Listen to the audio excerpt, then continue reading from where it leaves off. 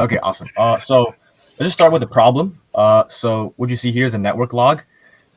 It's quite large and it's just a lot of gibberish for the most part. So humans can't really read this. I mean, that's what we're asking, right? We can't read this. But you know who can read this? Gloq. That's what we made here. We're sniping packets in real time. And basically what this is it's an AI assisted uh, threat detector and network logger here. So this is us, Yeah, co-founder. my name is Jason, and I go to San Jose State, and I do encryption security research. Right, and I'm Eric. I do CS at Cornell. I have a background in machine learning research in astrophysics and network security research at Cornell Hacking Club. And I'm Angie. I go to Columbia, study CS, and I built a Gen AI advertisement startup last summer. Okay, so let's look at the competitive analysis here. Yeah, so you might be thinking, a lot of people have to deal with network logs on a daily basis. So there are some products out there, including Splunk, Wireshark, Greylock, Datadog, and so on. But these products lack in two main aspects. The first one is interactivity. So you could see the logs, but you can't really ask questions or interact with them, either with your voice to query it or see a diagram of how the threat actually happened and the next steps. Or they take a really long time. And thankfully, at the Columbia Hackathon, we were sponsored by Gloq, which is a very fast AI inference tool. So we were able to greatly decrease the time of inference and have a real-time analysis of the logs. So this is some stats on global IP traffic. It will reach 5.3 zettabytes by 2025, and it grows at its 26% CAGR. So as we can see, there is global demand for a tool like Gloq. Yeah, so I can talk a little bit more about what our app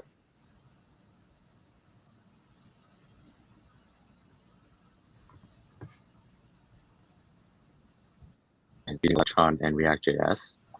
And this allows us to be logged through the client side. And we use ScatPy, which is a Python library that allows us to monitor one's network activity. And as we monitor the network logs, we stream it over to our backend server in Fast API. Okay, so after Yes. the initial criteria is inputted into the box there, what ScatPy does is it starts logging everything that it can detect on the network, and it logs everything with a filter that is built by this multi-agent workflow here. So what happens is that first you have the packets that are initially coming in, and each of these are actually evaluated based on these parallel process tool calls here. And each of these tools is actually an expert on a different kind of threat here. So, for example, you'd have some that are experts on cross-site scripting, some that are experts on SQL injection.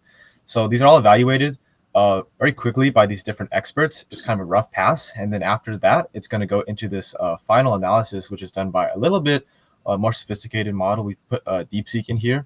And after that, it's going to basically just flag everything into this logger GUI here as either red if it's bad and needs to be checked by the user, or if it's green and it can just be let through. Yeah. So now I can talk a little bit more about the interactive AI experience, user experience that we built around our fully functioning app. So on top of real-time threat detection, using Grok to flag a packet as malicious or not, we take each packet along with its metadata and feedback from the LLM, and we embed it and store it into a vector store. So this allows users to query into their log history with natural language. So we've also added OpenAI's Whisper in order to just speak directly, and someone might ask the search engine to tell them about the different SQL injection attacks that occurred, or anything relevant to the log history that they might be wondering. And using a semantic search through the vector store, it'll generate an output. One thing we want to really highlight and emphasize in our user experience is also how to work towards a specific solution. So we've also gone ahead and built a diagram generation feature where it'll help users visualize how they can take actions towards actually solving the issues on top of just detecting the issues as well. Yeah, so as you can see here, this is like the general workflow. So once the user inputs that initial criteria, it's going to go into a bunch of different passes to make sure that it actually builds a filter that can be passed into ScapPy without errors. And then ScapPy is going to start filtering all the packets that are relevant to your initial input, which is basically saying that, let's say you don't want to have somebody try to hack into your database. Well, ScapPy is not going to it's going to filter out all of the unnecessary packets, like let's say ping packets that aren't going to necessarily do anything. And then, of course, you have all the rest of the stuff. We have the RAG for basically context searching after each packet is indexed into its database. And of course, we have the different tools here that I mentioned earlier, which are strung together with LangChain, and the processing is sped up extremely quickly with Gloq, of course. Yeah, so as Eric just said, we are powered by Gloq, which allows us to infer in real time and also complete an in-house analysis. So another problem with the existing tools out there in the market is that you'd have to rely on their platform. And a lot of the times it would be much natural and more efficient for a log analysis tool to be just built on top of the actual network usage, which was the UI that we demonstrated just now. So just to reiterate, some of the main models we're using includes Whisper AI to complete the multimodal query feature of our app. Second was DeepSeek to produce the final analysis after it synthesizes insights from the expert agents we've deployed in parallel. And the last one is Mistral for our image gen feature. So as for our future steps, Eric, do you want to take the...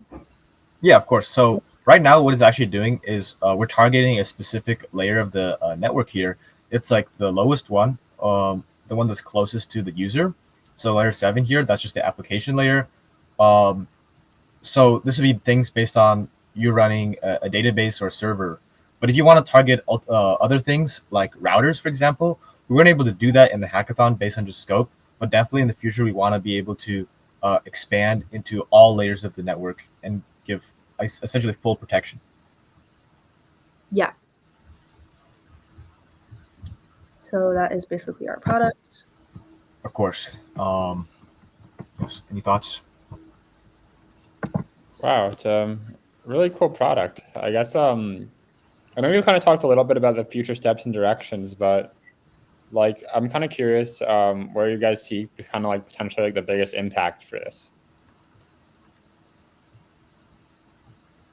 Okay, biggest impact definitely would just be for I'd say businesses that are running software platforms, anything that relies on hosting, things like that. I'd say that we have a real market niche for accessibility because of the things that we're giving. We have like voice inputs just for like fast like natural language processing, and we also have also I think a big thing is also just the fact that we're standalone. So one of the things that was quite important that the judges brought up was that some other ones like Cloudflare, they have something called Web Application Firewall.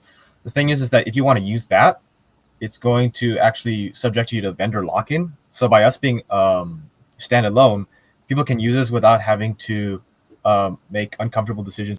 Tooling. So that makes us kind of more apex in this niche, I'd say. Yeah, and also another thing is we could, so especially when we're creating the agents for different kinds of threats, the cross-site scripting and also the SQL injection, we could few shot prompt these agents so that they could utilize their own inference abilities to level up on threat detection. Because, for example, the Datadog tool, you could visualize the different logs in network usage activity, but there's not really this reasoning feature that could help the user to alleviate and eliminate the threat, because we don't always just want to know the threat is happening, where exactly it is, and our app does that. If you click on the logs, you could actually see the metadata, the origination, but the LLMs also suggest actionable steps for the user, whether business or individual, to act on it. So I'd say that's another edge of our product.